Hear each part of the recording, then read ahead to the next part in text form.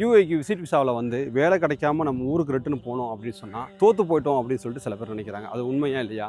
அது எப்படி தோற்று போனதாக வந்து நம்ம கருதப்படுறோம் அப்படின்னு சொல்லிட்டு யாரெல்லாம் அப்படி நினைக்கிறாங்களோ அவங்களுக்கான இது பதிவு. இப்போ நம்ம முடிஞ்ச அளவுக்கு நம்ம முயற்சி பண்ணுறோம். யூஏக்கு வந்திருக்கிறோம், 2 விசிட் போட்டிருக்கிறோம், முடிஞ்ச அளவுக்கு வேலை தேடுறோம், வேலை கிடைக்குது, குறைவான சம்பளத்துக்கு கிடைக்குது, வேலைக்கு நம்ம ஏற மாட்டோம், ஸோ இதை விட பெட்டராக கிடைக்கும் அப்படின்னு சொல்லிட்டு எவ்வளோ நம்ம முயற்சி பண்ணிட்டு இருக்கோம். ஒரு கட்டத்துக்கு அப்புறம் நம்மளால் சமாளிக்க முடியல, ஊருக்கு போகலாம் அப்படின்னு சொல்லிட்டு முடிவு பண்ணுறோம். யார் வந்து தோற்று போகிறாங்க அப்படின்னு சொல்லிட்டு இந்த லிஸ்ட்டில் வருவாங்கன்னு பார்த்தீங்கன்னா, ஊரில் வேலை வெட்டிக்கே போகாமல் வீட்டுக்கு பாரமாக இருந்து குடிச்சிட்டு மூதேவித்தனமாக சுற்றிட்டு உதரைத்தனமாக சுற்றிட்டு இருப்பாங்க பாருங்கள்.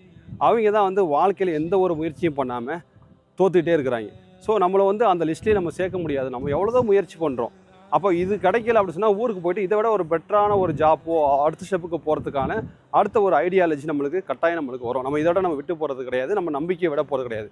நம்ம வந்து நம்பிக்கையில் ரொம்ப உறுதியாக இருக்கணும். ஸோ இதை விட நம்மளுக்கு ரொம்ப சிறந்தது ஒன்று காத்துக்கிட்டு இருக்குது அப்படின்னு சொல்லிட்டு ஊருக்கு போனதுக்கப்புறம் அக்கம் பக்கத்தில் உள்ளவங்க சொந்தக்காரங்க யாராவது ஏதாவது பேசிடுவாங்களோ, நம்மளை என்னடா வேலைக்கு போயிட்டு சும்மா சுற்றி பார்த்துட்டு வந்துட்டான் அப்படின்னு சொல்லிட்டு நீங்கள் ரொம்ப டென்ஷன் அடிக்கணும்னு அவசியம் கிடையாது.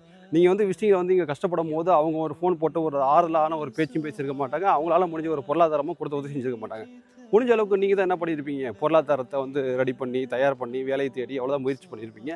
அதையும் தாண்டி அது அன்சக்ஸஸ் ஆச்சு அப்படின்னு சொன்னால் இப்போ இதை விட ஒரு சிறந்த ஒன்று காத்திருக்கிறதுல ரொம்ப உறுதியாக நம்ம இருக்கணும். அதனால் மனசை விட்டுறாமல் ரொம்ப மனதைரியத்தோட இன்னும் முழு வீச்சோடு நம்ம என்ன பண்ணணும் அப்படின்னு சொன்னால் அடுத்த ஸ்டெப்புக்கு போகிறதுக்கு முயற்சி பண்ணணும். நம்ம ஐடியா ஃபாலோ பண்ணிட்டு தொடர்ந்து தெரிஞ்சிருக்கேன். நெக்ஸ்ட் ஒரு சூப்பர் விளாகில் பார்க்கலாம். பாய் பாய்.